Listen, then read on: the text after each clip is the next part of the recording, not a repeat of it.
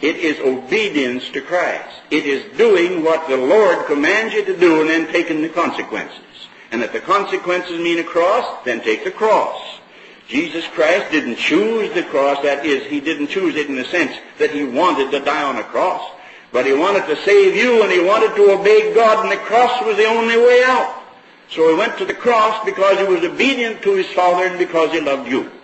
And so a cross is obedience to God and love for mankind. And when whatever results that's painful and harsh and hard and bitter, even death itself, that's the cross. So I take the cross as he took his cross. And then I accept his life as my life. Oh, thank God for that. You don't stay on a cross forever.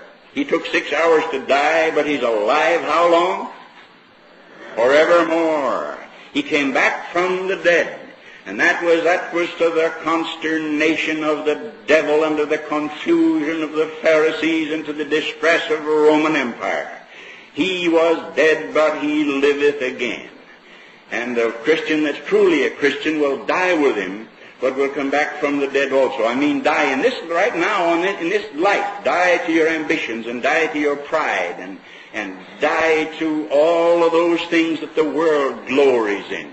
You die to them. The world glories and you die to them. Brother Brown said the other night, no man has a right to claim anything till he dies to it. And he's perfectly right. I agree with him 100%. And then it's to accept his future as your future. Oh, wonder of wonders. He came back from the dead. He went to the right hand of the Father.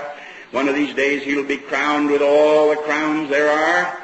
The crown that God will put on his head, and then the crown that his own people will put on his head. They'll come from the north and the south and the east and the west, and they'll cast their crowns before him. He is Lord of lords and King of kings, and they'll cry, O Christ of God, take unto thee thy power and reign. And you and I are a part of that if we're followers of Christ. We can afford to put up with a little inconvenience now because all the glory lies ahead. Let me say to you that that man who tries to take the inconvenience out of your life and smooth over the cross and paint it up and make it acceptable socially, that man is your enemy. I don't care if he's a reverend or a DD, he's your enemy. That teacher, whoever he is, that tells you that Christianity is a whooping good time and great fun, he's lying in your teeth, and you ought not to accept it. Christianity has its glory, unspeakable and joy unspeakable and full of glory, but it also has its cross. And Jesus Christ bore the cross for the joy that was set before him. But were we carnal children, we lambling, we saintless, we little pocket editions of a Christian. We don't want to bear any cross or have any inconvenience. We don't want to be kept home from the lake. I don't know what you do here, but my dear friends up in Canada, I've said nice things about them, and I'll say this about them now. If this gets up into Vancouver somewhere, amen. It's all right. I love Canadians, but I don't excuse the fact that when summertime comes, they leave and go to the lake and desert the churches. I don't know whether you do it here. But any Christian listening to me that habitually takes his family away from the church of God over the weekend is no true Christian at all. He is a make-believe and he is a hypocrite, and I don't care if he's on your board and chairman of your board of elders and a deacon, he's still not serving God nor carrying a cross. Now, a vacation is one thing, and I suppose everybody ought to have a vacation. Sometimes I wonder what they take a vacation from. They'll loaf all the time anyhow and then take a vacation from it. But you probably need some help. Some of you men love to go out and play golf or something, do it. It's all right. But as soon as golf becomes your Lord and boss and you talk about it all the time instead of talking about the Lord and foreign missions, it's got you, brother. You're a golfaholic anonymous.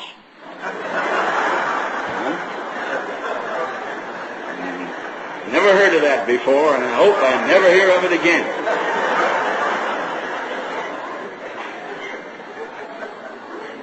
But if your boat with a putt-putt on the back takes you away from the house of God on Sunday, it's a putt-putt on your way to loss and chagrin in the day of Christ. No.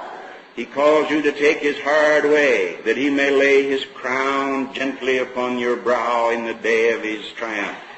Now that's what it means to receive Christ, to accept Christ, to believe on Christ. And it means all that, and it doesn't mean any less.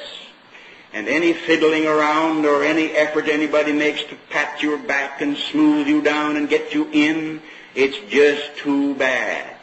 Bud Robinson told about seeing a nest of chickens.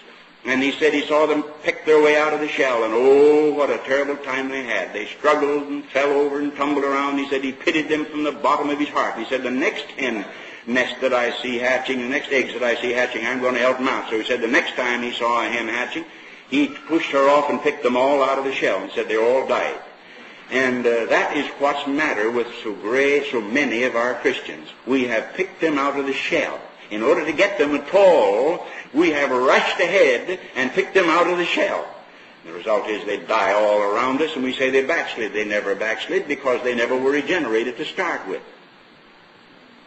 To accept him is to accept him with a revolutionary acceptance. It's to accept him completely, all of him to all of me. It's to accept him exclusively and not any other hope but him. He alone is my hope. It's to accept his friends as my friends, his enemies as my enemies, his ways as my ways, his rejection as my rejection, the cross as my cross, his life is my life, and his glorious future is my glorious future. That's what it means to be a Christian.